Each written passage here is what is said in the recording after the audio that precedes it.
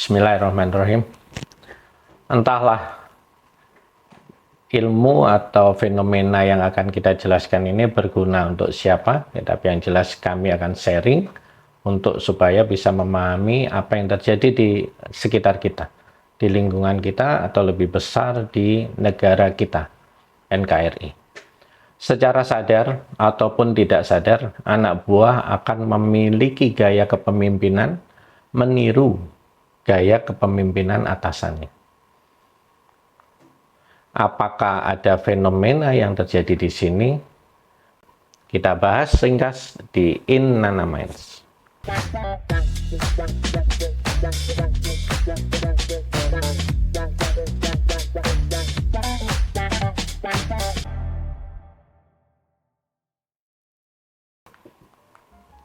Sebagai contoh ekstrim yang kami gunakan saat ini adalah supaya mudah untuk dipahami.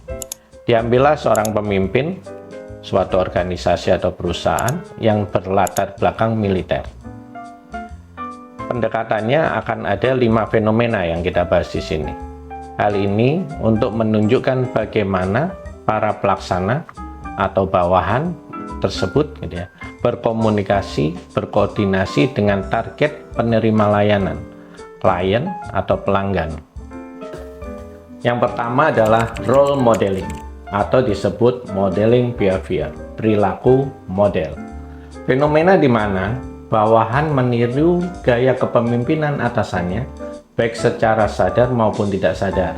Dalam konteks ini, bawahan mencoba meniru ketegasan, dominasi pemimpin militer, tetapi karena latar belakang mereka berbeda, hasilnya jadi terlihat tidak pas atau malah aneh, gitu ya. Yang kedua, overcompensation, kompensasi yang berlebihan, gitu ya. Saat seseorang berusaha terlalu keras untuk menyesuaikan diri dengan ekspektasi lingkungan atau pemimpinnya, tapi hasilnya malah berlebihan, tidak natural.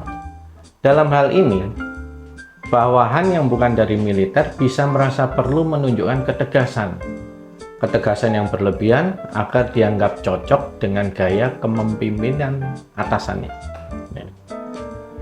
Yang ketiga adalah leadership mimikri kepemimpinan, proses di mana individu meniru gaya kepemimpinan yang dominan dalam organisasi. Bukan karena cocok dengan kepribadian mereka, tetapi karena ingin diterima atau merasa itu norma yang harus diikuti. Yang keempat, authority imitation syndrome. Sebuah pola di mana individu meniru gaya otoriter kepemimpinannya tanpa benar-benar memahami esensi atau alasan di balik gaya kepemimpinan tersebut.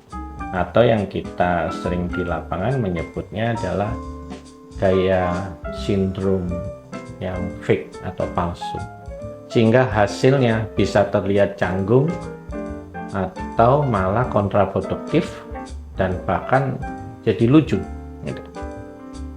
Yang terakhir, group think dengan distorsi peran. Dalam kondisi group think, bawahan mungkin merasa harus menyesuaikan diri agar diterima dalam lingkungan kerja. Ini masih dalam lingkup lingkungan kerja, namun jika mereka terlalu memaksakan diri untuk meniru gaya pemimpin yang tidak sesuai dengan karakteristik mereka, terjadi distorsi peran, membuat orang yang berperan tersebut mengalami masalah kepribadian yang bahkan dilihat oleh penerima, klien atau pelanggan terlihat tidak wajar, sangat tidak wajar.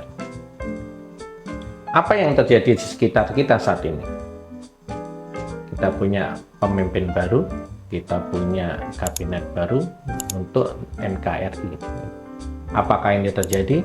Bisa kita evaluasi dengan 5 pendekatan, 5 fenomena yang tadi coba kami jelaskan.